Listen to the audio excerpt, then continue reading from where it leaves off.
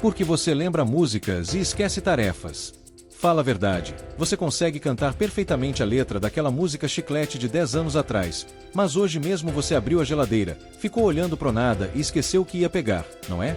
Calma, você não está perdendo a memória e o seu cérebro não está com defeito. Existe um motivo científico bizarro que explica por que a sua mente é um gênio absoluto para a música, mas um verdadeiro desastre para as tarefas mais simples do seu dia a dia.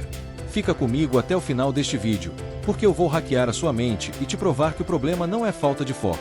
É como o seu cérebro foi programado para funcionar. Aviso: este vídeo tem caráter educativo e traz curiosidades baseadas na neurociência.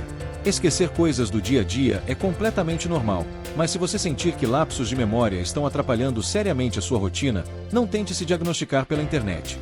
Procure um médico neurologista, beleza?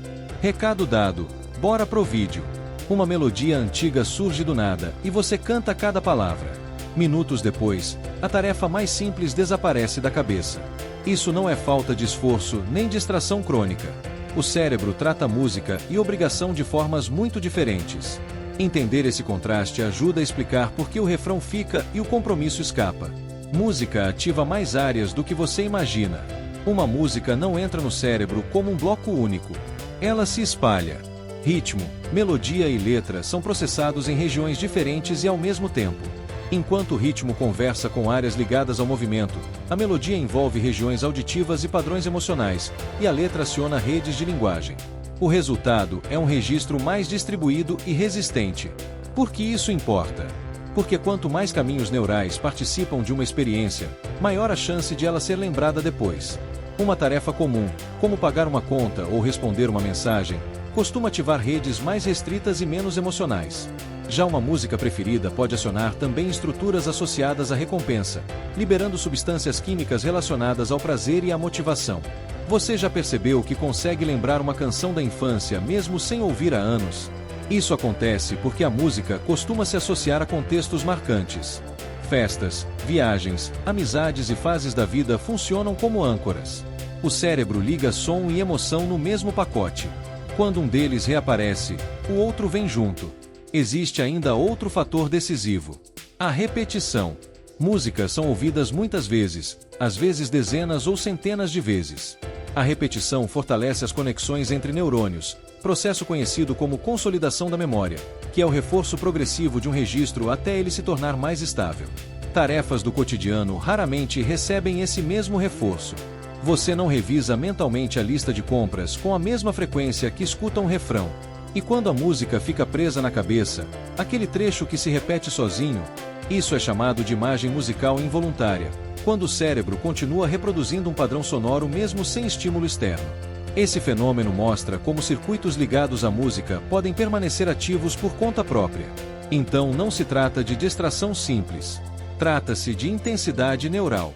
A música ocupa mais espaço interno, cria mais ligações e ainda recebe repetição constante.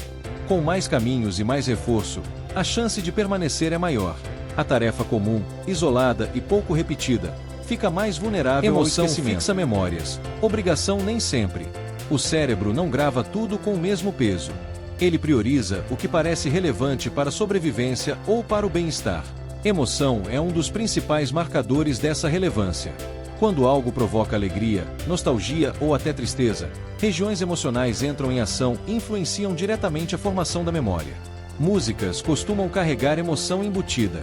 Um acorde específico pode gerar tensão, um refrão pode provocar euforia. Esse impacto emocional fortalece o registro. Já tarefas diárias muitas vezes são neutras do ponto de vista afetivo. Pagar uma conta dificilmente gera entusiasmo. Sem emoção forte, o cérebro tende a classificar como informação comum, porque algumas músicas fazem arrepiar e outras passam despercebidas. A resposta está na associação pessoal. Quando a música se conecta a uma experiência significativa, o cérebro registra aquele momento com mais intensidade. A memória não guarda apenas o som, guarda o cenário, as pessoas, a sensação corporal. Existe também o papel da atenção. Quando você escuta uma música que gosta, a atenção costuma ser voluntária e focada. Você escolhe ouvir. Em muitas tarefas, a atenção é fragmentada. A mente pensa no que vem depois, no que ficou para trás, no celular que vibra. Sem atenção plena, o registro é mais fraco.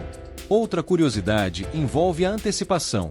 Músicas trabalham com expectativa. O cérebro aprende o padrão e espera a próxima nota. Essa previsão ativa sistemas de recompensa quando a expectativa é cumprida ou levemente surpreendida. Tarefas rotineiras raramente oferecem esse tipo de jogo interno. Então a pergunta muda. Você esquece tarefas porque tem memória ruim? Na maioria dos casos, não. Esquece porque elas não recebem o mesmo nível de emoção, foco e reforço. O cérebro faz uma triagem constante. Ele seleciona o que parece ter valor imediato ou simbólico. A música frequentemente vence essa disputa. No fim, lembrar não é apenas armazenar dados. É atribuir significado. Quando há significado emocional, o registro ganha prioridade. Quando há neutralidade e distração, a lembrança perde força. Essa diferença ajuda a explicar por que um verso inteiro pode sobreviver por décadas enquanto um compromisso marcado para amanhã já começa a se dissolver.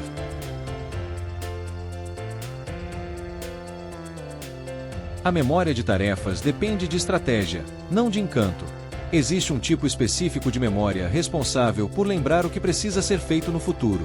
Ela é chamada de memória prospectiva, que é a capacidade de lembrar de realizar uma ação mais tarde. Diferente de lembrar um fato do passado, aqui o desafio é agir no momento certo. Por que é tão fácil esquecer algo que parecia claro minutos antes? Porque a memória prospectiva depende de pistas e contexto. Se você planeja comprar pão ao sair do trabalho, precisa que o ambiente funcione como gatilho. Se algo muda no caminho, o plano pode se perder. Já a música não depende de um contexto futuro. Ela é evocada no presente. Basta um estímulo simples, como ouvir uma nota parecida ou lembrar de uma situação. Além disso, músicas têm estrutura previsível. Versos e refrões seguem padrões que facilitam a recuperação. A tarefa comum muitas vezes não tem esse suporte estrutural. Existe ainda o efeito de interferência. O cérebro lida com várias informações ao mesmo tempo. Quando novas tarefas entram na fila, podem competir com as antigas. A lista de compromissos cresce e os itens mais fracos são empurrados para trás. A música repetida e emocional tende a resistir melhor a essa competição. Você já saiu de casa e no meio do caminho, ficou em dúvida se trancou a porta? Isso ocorre porque ações automáticas geram registros menos detalhados. Quando algo vira hábito, o cérebro economiza energia e registra menos nuances. A memória fica mais vulnerável à dúvida. A solução não está em tentar decorar tudo com mais esforço. Está em usar estratégias externas e internas. Anotar, criar alarmes e associar tarefas a rotinas fixas reduz a carga sobre a memória prospectiva. Enquanto isso, a música continua contando com repetição, emoção e padrão para se manter viva. No fundo, o contraste revela uma lógica simples. O cérebro não é projetado para guardar cada detalhe da rotina. Ele prioriza o que gera impacto, prazer ou significado. A música reúne esses elementos com facilidade. A tarefa cotidiana precisa de apoio extra. Quando você entende essa diferença, deixa de culpar a própria capacidade e passa a enxergar o funcionamento real da mente.